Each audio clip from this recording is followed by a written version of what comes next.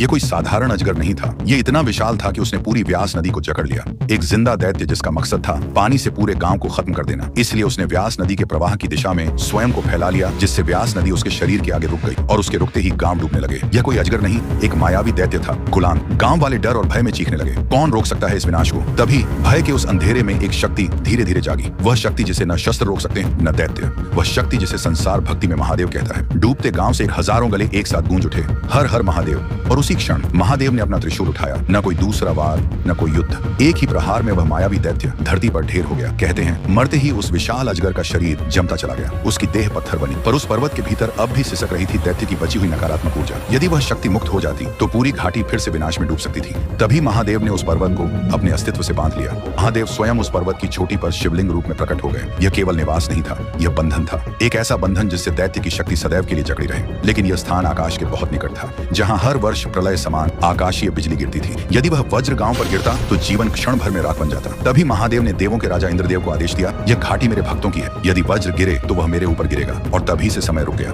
आज भी जब आकाश फटता है, जब बिजली गरजती है, तो वह सीधी उस शिवलिंग पर गिरती है। प्रहार इतना भयंकर होता है, शिवलिंग बिखर जाता है। लेकिन यही महादेव की लीला है। मंदिर के पुजारी उन टूटे हुए टुकड़ों को मक्खन से जोड़ते हैं। कुछ ही दिनों में वह शिवलिंग फिर से एक हो जाता है, जैसे स्वयं महादेव कह रहे हो, मैं लेकिन तुम्हें कभी टूटने नहीं दूंगा। यही कारण है कि उन्हें कहा जाता है वज्र सहने वाले महादेव, जो हर प्रलय अपने ऊपर लेते हैं और अपने भक्तों को आज भी सुरक्षित रखते हैं। कुल्लू घाटी हिमाचल प्रदेश में ब्यास नदी के किनारे पीर पंजाल और महान हिमालय के बीच स्थित है। बिजली महादेव मंदिर अपने चमत्कार के लिए प्रसिद्ध है, जहाँ शिवलिंग पर समय समय पर बिजली गिरती है और वह पुनः जुड़ जाता है।